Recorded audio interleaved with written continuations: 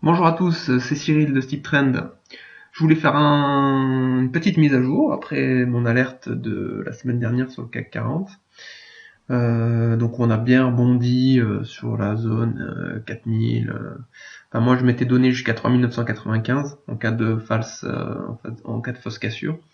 Mais la zone c'était l'overlap, gros overlap, on va pas revenir dessus, entre 4100 et 3995. Donc moi je vous disais qu'il me semblait très difficile de casser ça du premier coup. Donc là on a eu le rebond nécessaire, parfait. On va dire que là les conditions sont vraiment parfaites. Et donc là je pense que on est donc en vague 4. Donc je vais vous faire rapidement le décompte. Donc là la 2 est là. Voilà.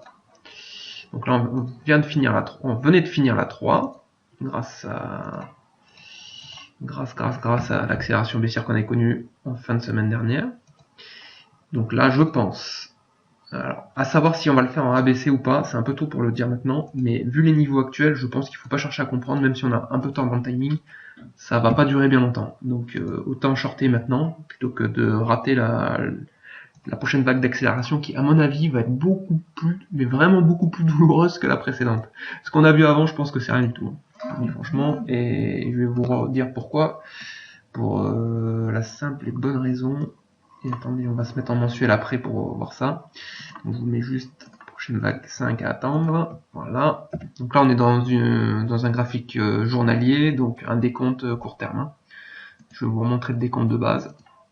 Mais là concrètement, le risque qu'on aille voir directement.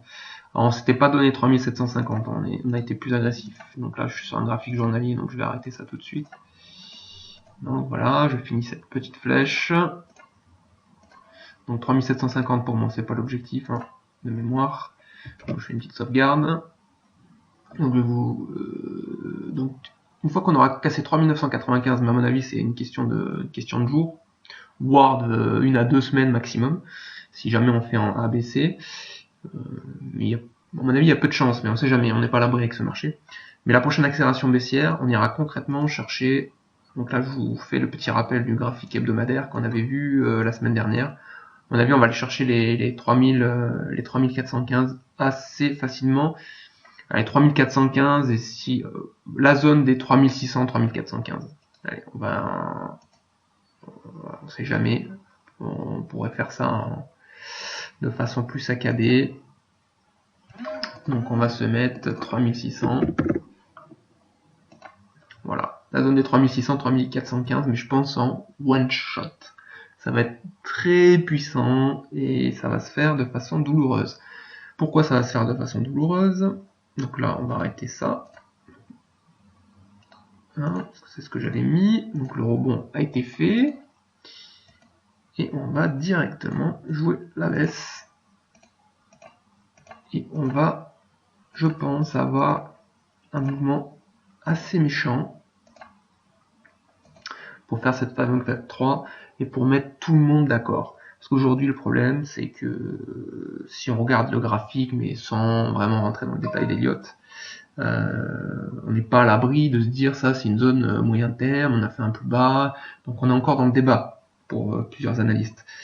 Mais une fois qu'on aura cassé 3995, il n'y aura plus de débat. Ça sera vraiment baissier moyen terme et il va falloir s'attendre à beaucoup plus de baisse. Donc moi c'est mon scénario, hein, je suis pas dans le débat pour l'instant, moi ça me paraît clair.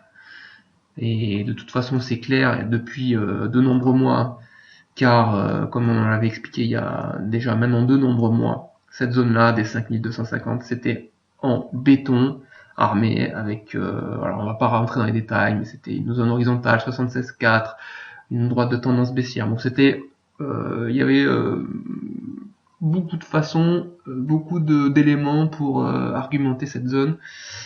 Et cette zone était vraiment très difficile à passer, surtout en fin de vague 5, intermédiaire, enfin bref. Je ne vais pas rentrer dans les détails, je vais essayer de faire court aujourd'hui. Mais quand on va casser 3995, ça va mettre tout le monde d'accord, on aura cassé l'overlap, la droite de tendance potentielle haussière, qui n'a que 2 points pour l'instant, et ça va se faire d'un coup sec, hein, on va enlever le pansement de façon nette, hein, sauf que ça va être douloureux. Ça va être douloureux et à terme, je le répète, je vise les 2600 mais pas dans l'immédiat, hein. Ça va se faire de façon lente.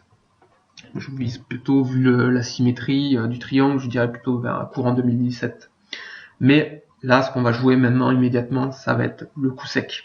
Le coup sec, donc là, je pense que il n'y a plus qu'à attendre. Maintenant, on est positionné sur le 4300. J'avais parlé de la zone des 4300 pour revenir sur les shorts. Je pense que maintenant, si le panier est plein de put, il n'y a plus qu'à attendre. À attendre l'accélération qui va être vraiment douloureuse. Et je pense qu'on va voir exactement la même chose sur le marché américain, bien évidemment.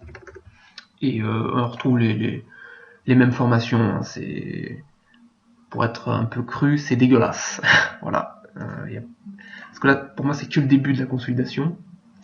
Et même maintenant, avec du recul, vu qu'on n'est pas à l'abri vraiment sur le S&P, d'aller chercher les 1300, 1370, qui est le haut de la vague 1, avec un running ABC qui est un peu complexe, qu'on croise pas tous les jours, mais donc 1600 pour moi c'est l'objectif minimum de la vague 4 qu'on est en train de fabriquer. Mais je n'exclus pas, vraiment pas, les 1375 sur un coup d'accélération, sur une mèche un peu violente, style comme cet été où on a créé une belle mèche, mais en comparaison elle serait ridicule.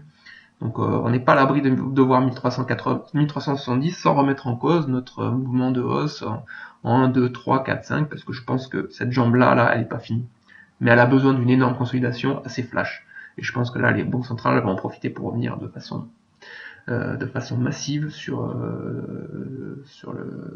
le quantitative easing, je pense, aux États-Unis, parce que concrètement, si on devait venir à chercher 1380, je pense que ça paniquerait sévère à la Fed et on oublierait vraiment la politique de hausse des taux. Là.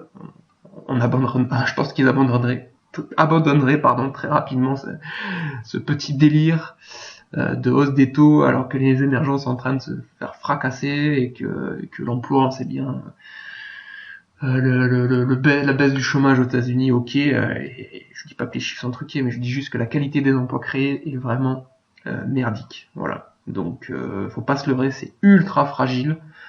La Fed fait croire que on est dans un processus de reprise, mais même eux n'y croient pas. Hein, ça, j'en suis quasi persuadé. Donc voilà, attention, ça va secouer et ça va piquer pour ceux qui seraient encore longs. Moi, à mon avis, il faut dégager et même prendre des positions baissières et des protections pour son PEA. Car être long en soi sur le marché action n'est pas une mauvaise idée.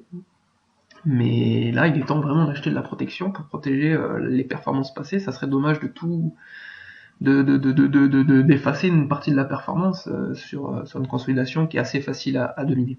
Donc, je ne peux que... Enfin, moi, en tout cas, c'est ce que je fais. Voilà.